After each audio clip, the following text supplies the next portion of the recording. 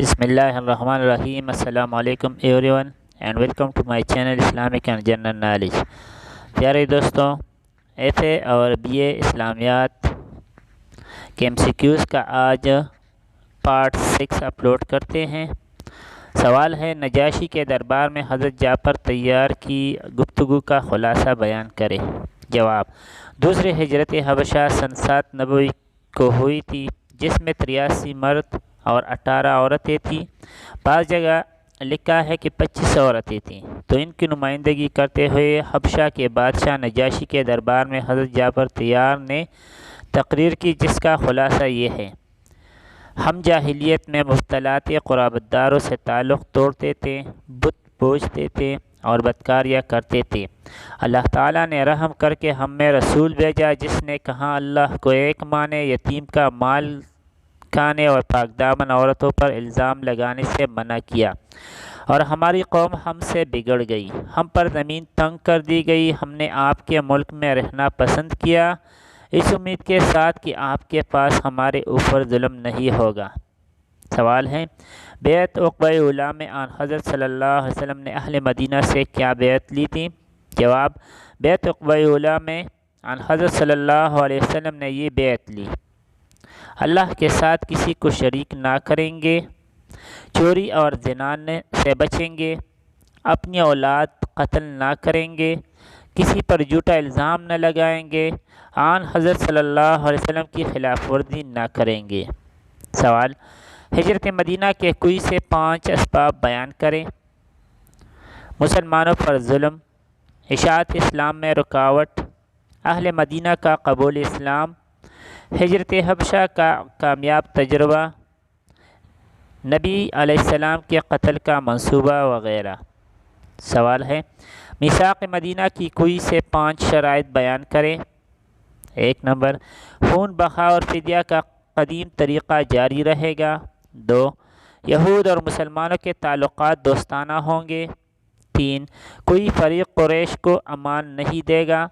4، مدینہ پر حملہ ہوا تو سب مل کر دفاع کریں گے۔ 5، آپس کے جھگڑوں میں آن حضرت صلی اللہ علیہ وسلم کو ثالث مقرر کیا جائے گا۔ سوال: غزوہ بدر کے اسباب مختصراً بیان کرے۔ جواب: قریش کا اسلام دشمن رویہ، اقتصادی ناکہ بندی کا خطرہ، عمرو بن حضرمی کا قتل، مدینہ کی چراگاہ پر حملہ، ابو سفیان کے تجارتی قافلے پر حملے کا خطرہ وغیرہ غزوہ بدر کے اہم اسباب میں سے ہیں۔ سوال ہے، غزوہ بدر میں مسلمانوں کی کامیابی کے اسباب بیان کیجیے۔ جواب: مسلمانوں کا جذبہ جہاد۔ 2، آن حضرت صلی اللہ علیہ وسلم کی بہتر قیادت۔ 3، اللہ تعالیٰ کی طرف سے مدد۔